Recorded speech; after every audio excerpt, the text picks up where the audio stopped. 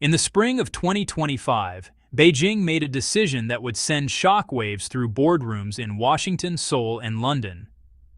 Chinese authorities convened an urgent gathering of top officials to unveil Operation Thunder, an aggressive nationwide campaign targeting the illegal trade of strategic minerals. But this wasn't your typical anti-smuggling initiative. This was something far more significant, a systematic dismantling of an intricate global network that had been quietly siphoning China's most valuable resources to Western powers through carefully constructed backdoor channels.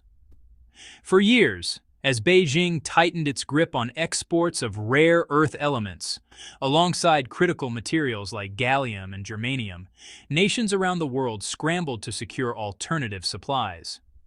The United States, in particular, found itself in an increasingly uncomfortable position, deeply dependent on materials it could no longer freely access. The solution? A shadow trade route involving intermediary nations that purchased Chinese rare earths openly, then discreetly redirected them across the Pacific. The operation was elaborate, the paper trails deliberately convoluted, and the stakes impossibly high. But who exactly has been orchestrating this underground supply chain? Which countries have been serving as the middlemen in this high-stakes resource shuffle? And now that China has decided to shut down these covert pathways, what does this mean for American military capabilities, technological advancement, and economic security? If you're interested in understanding the hidden forces shaping our world's future, make sure to subscribe and enable notifications. You won't want to miss what comes next. Now let's dive deep into this unfolding story. Why rare earths matter more than you think. Before we explore the geopolitical chess game currently unfolding, we need to understand exactly what makes rare earth elements so extraordinarily important. Industry insiders often call them industrial vitamins, a fitting metaphor for materials that, despite being used in relatively small quantities, are absolutely essential for the functioning of modern technology. These 17 chemical elements with tongue-twisting names, like neodymium, praseodymium, and dysprosium, are the invisible backbone of our digital age. They're embedded in the smartphones we can't live without, the wind turbines generating clean energy, the medical imaging devices saving lives, and critically, the advanced weapon systems that determine military superiority in the 21st century. Consider your smartphone for a moment. The vibrant colors on your screen? That's europium and terbium at work. The miniature speakers producing surprisingly rich sound? Neodymium magnets. The camera capturing high-resolution images? Multiple rare earth elements working in concert? These materials enable the miniaturization and performance levels we've come to expect from modern electronics. But the real strategic significance becomes apparent when you look at defense applications. Precision-guided missiles, advanced radar systems, satellite communications, night vision equipment, jet engines, and nuclear submarines. All of these depend heavily on rare earth materials with unique magnetic, luminescent, and electrochemical properties that simply cannot be replicated by other elements. In essence, whoever controls the supply of rare earths holds enormous leverage over the technological and military capabilities of other nations. And in this regard, one country stands head and shoulders above all others: China's undeniable dominance. When it comes to rare earths, China doesn't just lead the pack. It essentially is the pack. The numbers tell a story of overwhelming dominance that has developed over several decades of strategic investment and industrial policy. Currently, Chinese mining operations extract approximately 70% of the world's rare earth elements. But that's just the beginning. Where China truly dominates is in refining and processing, the complex, environmentally challenging work of transforming raw ore into usable materials. Here, China controls an astonishing 90% or more of global capacity. This means that even if you mine rare earths elsewhere, you'll likely need Chinese facilities to process them into anything useful. According to recent geological surveys, China possesses proven reserves of roughly 44 million tons of rare earth oxides, nearly half of all known global deposits. These resources are concentrated in several key provinces, with Inner Mongolia's Bayan Obo mine representing one of the world's largest single deposits. To put China's export capacity in perspective, consider this. Between January and April of 2024 alone, Chinese companies shipped approximately 18,000 tons of rare earths to international markets. This four-month figure rivals the annual export totals of all other rare earth-producing nations combined. For the United States, a nation that prides itself on military and technological supremacy, this creates an uncomfortable dependency. American defense contractors and high-tech manufacturers find themselves in a position they've tried desperately to avoid, relying on a strategic competitor for materials essential to national security. Recent assessments suggest that roughly 87% of the U.S. military supply chain passes through Chinese rare earth processing facilities at some point. Let that sink in for a moment. The fighters, ships, missiles, and satellites that form America's defense capabilities depend on materials processed in Chinese factories. Official U.S. mineral resource reports paint an equally stark picture.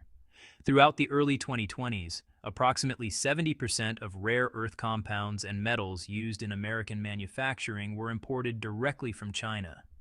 In 2023 specifically, the United States purchased about 9,680 metric tons of rare earth compounds from Chinese suppliers.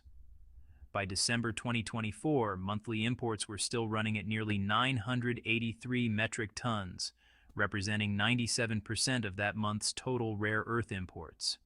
These statistics reveal an unavoidable truth. As long as U.S.-China relations remained relatively stable, American industries could count on steady supplies. But what happens when that stability evaporates? The tariff war that changed everything. In early April 2024, the fragile equilibrium shattered. The Trump administration announced a sweeping tariff policy affecting more than 180 countries and territories worldwide. For China, the impact was particularly severe. Tariff rates on Chinese goods jumped to 34%, creating immediate disruptions to bilateral trade, worth hundreds of billions of dollars. Beijing's response came with remarkable speed. Within just 48 hours, Chinese officials unveiled a comprehensive package of countermeasures. Among various retaliatory actions, one stood out for its potential to inflict serious economic pain: stringent export controls on 7 categories of medium and heavy rare earth materials. This wasn't merely symbolic posturing. These restrictions effectively severed the primary pipeline through which critical rare earth elements flowed to American manufacturers. High-tech companies and defense contractors suddenly faced the prospect of supply shortages that could halt production lines and threaten billions of dollars in contracts. But here's what most media coverage missed. This wasn't actually the first time supply disruptions loomed. In fact, sophisticated American buyers had been preparing for this scenario for years, quietly building alternative procurement networks designed to circumvent potential Chinese restrictions. The Underground Railroad for Strategic Materials. Long before the 2024 tariff confrontation, Washington understood that overdependence on Chinese rare earths posed serious risks. Various administrations had explored developing domestic mining and processing capabilities with limited success. They'd also sought partnerships with alternative suppliers. Australia, South Africa, and even Ukraine were approached about expanding their rare earth industries. However, these efforts ran into a fundamental problem. While several countries possess rare earth deposits, virtually none have the refining infrastructure to process them. Raw rare earth ore extracted in Australia or Canada would still need to be shipped to China for processing, hardly a solution to dependency concerns. Faced with this reality, American procurement specialists developed a different strategy, using third-party countries as intermediaries to maintain access to Chinese processed rare earths while obscuring the ultimate destination. Among these intermediary nations, South Korea emerged as perhaps the most important player. The scale of this indirect trade is, honestly, staggering. Intelligence assessments and trade data analysis suggest that materials valued at over 12 billion US dollars have flowed from China to the United States via South Korean channels in recent years. One particularly revealing case involved Samsung, the South Korean electronics giant. According to sources familiar with the operation, Samsung arranged for approximately 320 tons of rare earth oxides to be shipped to American companies. To avoid triggering export restrictions, these materials were deliberately mislabeled as cosmetic raw materials on customs documentation, a brazen bit of paperwork creativity that allowed strategic minerals to move under the radar. The irony here is profound. South Korea itself imports 93% of its rare earth requirements from China. Yet somehow, roughly 37% of the rare earths entering South Korea are subsequently re-exported to the United States after minimal processing. Korea was effectively serving as a washing machine for Chinese rare earths, providing a layer of origin obscuration. Samsung's recent flagship smartphone release offers another window into these practices. The company publicly touted the device's use of environmentally recycled rare earths, an admirable-sounding sustainability initiative. However, investigations revealed that approximately 80% of these supposedly recycled materials were actually sourced through gray market channels along the China-Mongolia border, where enforcement has historically been less rigorous. The data that exposed the scheme. By early 2025, Chinese customs officials had begun noticing troubling patterns in trade statistics. The numbers didn't add up, and the discrepancies were just too large to ignore. During the first quarter of 2025, South Korea's rare earth imports from China surged by an extraordinary 137% compared to the same period the previous year. At first glance, this might suggest booming demand in Korean industries. But when analysts examined domestic consumption patterns, they found something puzzling. Growth in South Korea's battery manufacturing, semiconductor production, chip fabrication, and magnetic material industries, the primary consumers of rare earths, had increased by less than 5%. So, where were these massive rare earth shipments actually going? A separate data point provided the answer. During the same time frame, South Korea's military equipment exports to the United States had jumped by 213%. The correlation was, well, too obvious to miss. South Korea was importing far more Chinese rare earths than its own industries required, then quietly incorporating these materials into defense products destined for American military contractors. This wasn't just creative international trade, it was a systematic circumvention of export controls, with enormous implications for global security and economic relationships. Chinese authorities didn't simply ignore these findings. In late April, the Ministry of Commerce took the unusual step of publicly naming several major South Korean corporations, explicitly warning them against attempting to bypass rare earth export restrictions through disguised re-export schemes or other deceptive practices.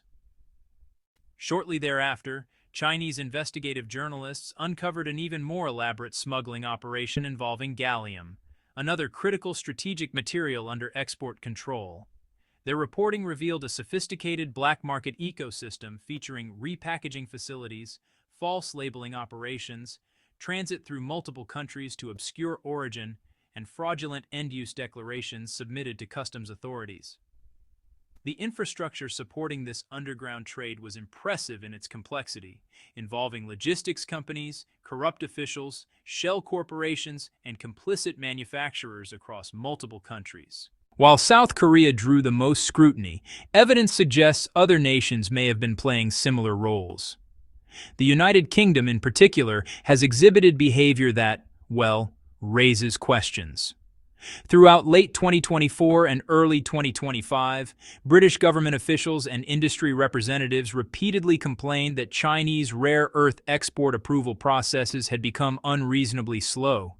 They argued that these delays threatened to disrupt global supply chains, potentially harming industries across Europe and beyond. On the surface, these objections sound reasonable. After all, predictable trade flows benefit everyone. But the timing and context suggest something more complicated might be happening. In mid-May, Chinese authorities expanded their approved rare earth exporter list, adding 3 new companies to the roster.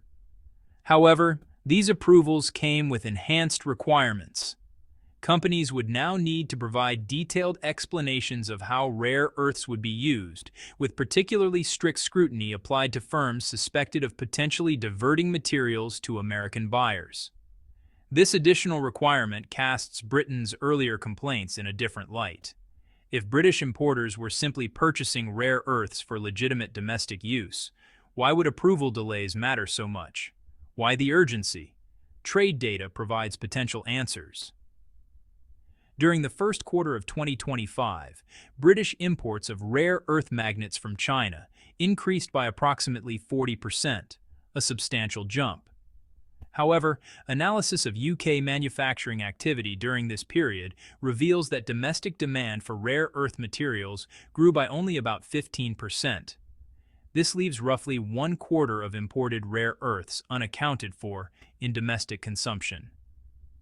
Where did these materials go? Given that American military production was simultaneously facing critical rare earth shortages, with some defense programs, including F-35 fighter jet production, reportedly at risk of temporary shutdowns, the most likely explanation is that Britain served as another transit point, channeling Chinese rare earths to desperate American defense contractors. The urgency becomes even more understandable when you consider the stakes for U.S. military production. To understand why the Pentagon takes rare earth supply so seriously, we need to examine exactly how these materials function in modern weapons systems. The dependence isn't abstract or marginal, it's absolute and irreplaceable. Military planners at the Department of Defense have conducted extensive scenario modeling to assess what would happen if Chinese rare earth supplies were completely cut off. The results are sobering. Most major U.S. weapons production lines would cease operations within approximately 3 months due to raw material shortages. Consider the F-35 Lightning II, America's most advanced stealth fighter and the centerpiece of U.S. air combat strategy for decades to come. Each aircraft requires roughly 417 kilograms of rare earth materials, about the weight of 2 adult brown bears, or nearly 920 pounds. These aren't incidental components. They're integral to the aircraft's core capabilities. The radar-absorbing coating that makes the F-35 difficult to detect uses yttrium compounds with precisely engineered electromagnetic properties. The jet's powerful engines contain turbine blades made from superalloys incorporating gadolinium, which can withstand temperatures exceeding 1,500 degrees Celsius during sustained supersonic flight. The avionics, targeting systems, and electronic warfare equipment all rely on rare earth elements for their compact, high-performance electronics. Without these materials, the F-35, with a unit cost exceeding $100 million, becomes essentially worthless, an elaborate sculpture incapable of performing its intended function. The situation is equally critical beneath the waves. A single Virginia-class attack submarine, the backbone of America's undersea warfare capability, requires approximately 4.2 tons of rare earth materials throughout its construction. The sophisticated sonar arrays that allow these vessels to detect enemy ships and submarines at great distances depend on terbium for their acoustic sensitivity. The near-silent electric propulsion systems that make modern submarines so difficult to track use powerful rare earth permanent magnets. The navigation systems, communications equipment, and weapons guidance all incorporate rare earth elements. If China were to completely halt rare earth exports to the United States, American submarine production wouldn't just slow, it would stop entirely.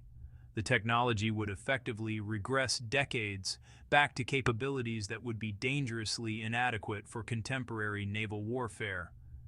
Beyond fighters and submarines, rare earths are embedded throughout the entire military-industrial ecosystem.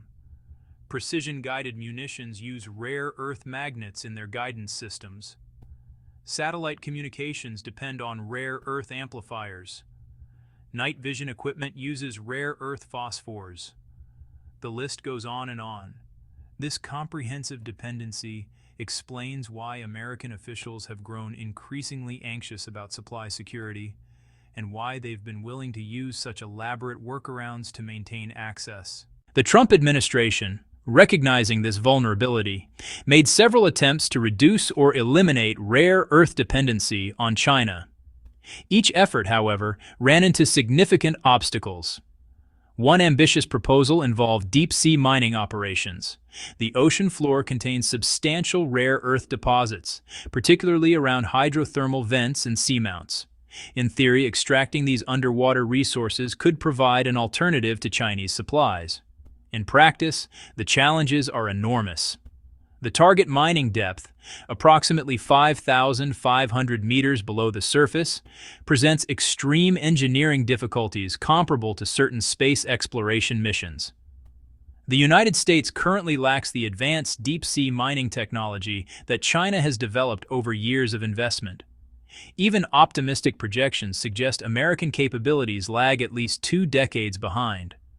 The cost would be astronomical, the environmental risks substantial, and the timeline for commercial-scale production uncertain at best.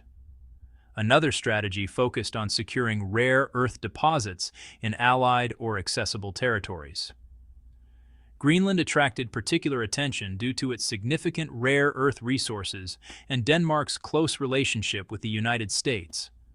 The Trump administration even floated the idea of purchasing Greenland, a suggestion that was politely but firmly rejected. Even if access could be secured, Greenland's rare earth deposits present serious complications. Approximately 80% of the ore bodies contain radioactive thorium and uranium as byproducts. Processing this material safely requires extensive and expensive radioactive waste management infrastructure. Estimates suggest handling costs could exceed $300 per ton, making Greenland rare earths economically uncompetitive with Chinese supplies under most market conditions. Ukraine was also identified as a potential source, with geological surveys indicating reserves of roughly 5 million tons. However, geopolitical realities intervened. Approximately 80% of Ukraine's rare earth deposits are located in territories currently under Russian control or in active conflict zones, making mining operations impossible for the foreseeable future. Australia, as a long-standing American ally with substantial mineral resources, seemed like a more promising partner. Australian mining companies do extract rare earth ores, and the U.S. invested in developing supply chain links. But here again, the refining bottleneck emerged. The mineral sands shipped from Australia to America still required processing using Chinese patented separation technologies.